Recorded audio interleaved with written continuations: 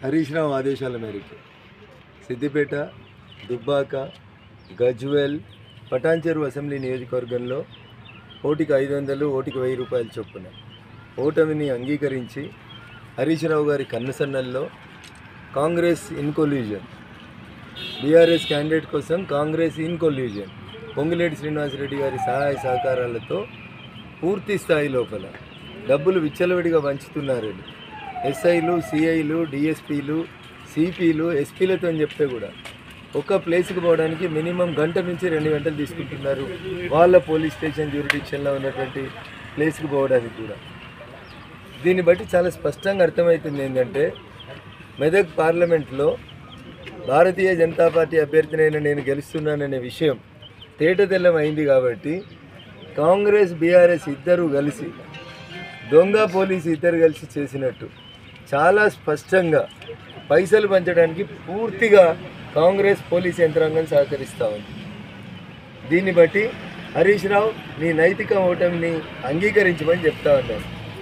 సిద్దిపేటలో ఆయన కంటే మాకు ఎక్కువ ఓట్లు వస్తున్నాయని చెప్పి రాత్రి నుంచి సర్పంచుల్ని, ఎంపీటీసీని, బీఆర్ఎస్ లీడర్లని పిలుచుకొని ఒక్కొక్కరికి డబ్బులు ఇచ్చి డబ్బులు పంచుతున్నాడనే విషయాన్ని డిఎస్పీ సిద్దిపేటకు చెప్పినా, సిపి సిద్దిపేట గారి దృష్టికి తీసుకొచ్చినా నామకే వస్తే చూసి చూడనట్టు చేస్తూ ఉన్నారు తప్ప ఎక్కడ కూడా పనిచేస్తున్నట్టు కనబడతలేదు. భారతీయ జనతా పార్టీ కార్యకర్తలకి, నాయకులకి సందర్భంగా నేను చేసేటువంటి అప్పీల్, వాళ్ళు ఎన్ని కుట్రలు చేసినా, ఇద్దరు కలిసి పనిచేసినా మనల్ని ఓడించలేరు. కాబట్టి సమయమనాన్ని కోల్పోకండి.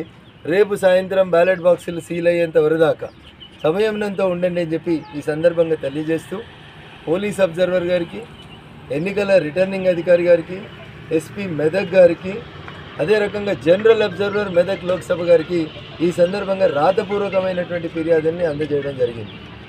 నిన్న సాయంత్రం, నిన్న రాత్రి పెద్ద శివనూరు, చిన్న శివనూరు మధ్యలో ఉన్న ఒక ఫామ్ హౌస్లో బీఆర్ఎస్ నాయకులు 15 కార్లల్లో ఒక్కొక్క బూత్ నెంబర్తో సహా రాసి ఏ బూత్లో ఎన్ని డబ్బులు పంచాలనేటువంటి వెహికల్స్ అక్కడ సమావేశమైనాయని మేము SI Chegunta, SI Narsingi, CI Ramayampet, DSP Toopran, చివరికి వీళ్ళెవరూ రాకపోతే రాత్రి 10 గంటలకు ఎస్పీ మెదక్ కూడా చెప్తే 2 గంటలు ఆలస్యంగా వచ్చి దొంగలు పడ్డ 6 నెలల తర్వాత కుక్కలు మరిగినట్టు అన్ని కార్లు వెళ్ళిపోయినాక ఒక్క కారు రోడ్డు మీద ఆపి దాంట్లో 88,40,000 దొరికినాయి అని చెప్తున్నారు.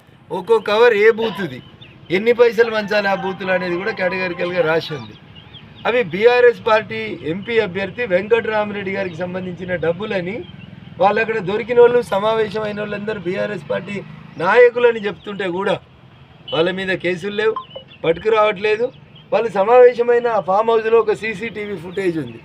ఆ సీసీటీవీ ఫుటేజ్ని తీసుకొచ్చి ఆ 15 కార్లు ఎవరి, ఆ కారు నెంబర్లను చూసి వాళ్ళందరినీ తీసుకురమ్మంటే నిన్న రాత్రి 10కి మొదలైతే యుద్ధం తెల్లవారుజామున 3:30 దాకా మేమంతా మేల్కతోటి ఉండి విషయాన్ని నిమిషానికి పోలీసు ఉన్నతాధికారులకు కూడా చెప్తా ఉంటే ఇప్పటిదాకా సీసీటీవీ ఫుటేజ్ రాదు, అక్కడికి వచ్చిన కార్లను పట్టుకురాదు. దీన్ని బట్టి ఏమర్థమవుతా ఉంది, బీఆర్ఎస్ నాయకులు డబ్బు పంచుతారు, కాంగ్రెస్ ప్రభుత్వం అధికారంలో ఉంటుంది, పోలీసు యంత్రాంగం చూసి చూడనట్టు వ్యవహరిస్తూ ఉంటుంది. This is what is happening in Medak parliament. అందుకని విఘ్నులైన మా మెదక్ పార్లమెంట్ నియోజకవర్గ ప్రజల దృష్టికి ఈ విషయాలను తీసుకురావడంతో పాటు రాష్ట్ర ఎన్నికల సంఘం, భారత ఎన్నికల సంఘం దృష్టికి ఈ విషయాన్ని తీసుకొచ్చే ఒక ఉద్దేశంతో ఈ ప్రయత్నాన్ని మేము అధికారులందరూ కూడా రాతపూర్వకం కంప్లైంట్ ఇచ్చాం, రిసీవ్డ్ కాపీ చేసుకున్నాం. మేము ఆ మీడియా మిత్రులతో కూడా సవినయంగా చేసేటువంటి అప్పీల్ ఒకటే, ఎక్కడికక్కడ ఈ డబ్బులు పంపిణీ కార్యక్రమాన్ని మీరు కూడా దయించి 4th ఎస్టేట్గా అడ్డుకోవాలని మీకు అందరు కూడా సవినయంగా అప్పీల్ చేస్తాం. దీన్ని బట్టి హరీష్ రావు నీ నైతిక ఓటమిని అంగీకరించమని చెప్తా ఉన్నాను. సిద్దిపేటలో ఆయన కంటే మాకు ఎక్కువ ఓట్లు వస్తున్నాయని చెప్పి రాత్రి నుంచి సర్పంచుల్ని, ఎంపీటీసీల్ని, బీఆర్ఎస్ లీడర్లని పిలుచుకొని ఒక్కొక్కరికి డబ్బులు ఇచ్చి డబ్బులు పంచుతున్నాడనే విషయాన్ని డిఎస్పీ సిద్దిపేటకు చెప్పినా, సిపి సిద్దిపేట గారి దృష్టికి తీసుకొచ్చినా నామకే వస్తే చూసి చూడనట్టు చేస్తూ ఉన్నారు తప్ప ఎక్కడ కూడా పనిచేస్తున్నట్టు కనబడతలేదు. భారతీయ జనతా పార్టీ కార్యకర్తలకి, నాయకులకి సందర్భంగా నేను చేసేటువంటి అప్పీల్, వాళ్ళు ఎన్ని కుట్రలు చేసినా, ఇద్దరు కలిసి పనిచేసినా మనల్ని ఓడించలేరు. కాబట్టి సమయమనాన్ని కోల్పోకండి. రేపు సాయంత్రం బ్యాలెట్ బాక్సులు సీల్ అయ్యేంత వరదాకా సమయంతో ఉండండి అని చెప్పి ఈ సందర్భంగా తెలియజేస్తూ, పోలీస్ అబ్జర్వర్ గారికి, ఎన్నికల రిటర్నింగ్ అధికారి గారికి, ఎస్పీ మెదక్ గారికి, అదే రకంగా జనరల్ అబ్జర్వర్ మెదక్ లోక్సభ గారికి ఈ సందర్భంగా రాతపూర్వకమైనటువంటి ఫిర్యాదుల్ని అందజేయడం జరిగింది. నిన్న సాయంత్రం, నిన్న రాత్రి పెద్ద శివనూరు చిన్న శివనూరు మధ్యలో ఉన్న ఒక ఫామ్ హౌస్లో బీఆర్ఎస్ నాయకులు 15 కార్లల్లో ఒక్కొక్క బూత్ నెంబర్తో సహా రాసి ఏ బూత్లో ఎన్ని డబ్బులు పంచాలనేటువంటి వెహికల్స్ అక్కడ సమావేశమైనాయని మేము SI Chegunta, SI Narsingi, CI Ramayampet, DSP Toopran, చివరికి వీళ్ళెవరూ రాకపోతే రాత్రి 10 గంటలకు ఎస్పీ మెదక్ కూడా చెప్తే 2 గంటలు ఆలస్యంగా వచ్చి దొంగలు పడ్డ 6 నెలల తర్వాత కుక్కలు మరిగినట్టు అన్ని కార్లు వెళ్ళిపోయినాక ఒక్క కారు రోడ్డు మీద ఆపి దాంట్లో 88,40,000 దొరికినాయని చెప్తున్నారు. దాంట్లో దొరికిన కవర్లలో ఒక్కో కవర్ ఏ బూత్ది, ఎన్ని పైసలు పంచాలి ఆ బూతులు అనేది కూడా కేటగారికల్గా రాసి ఉంది.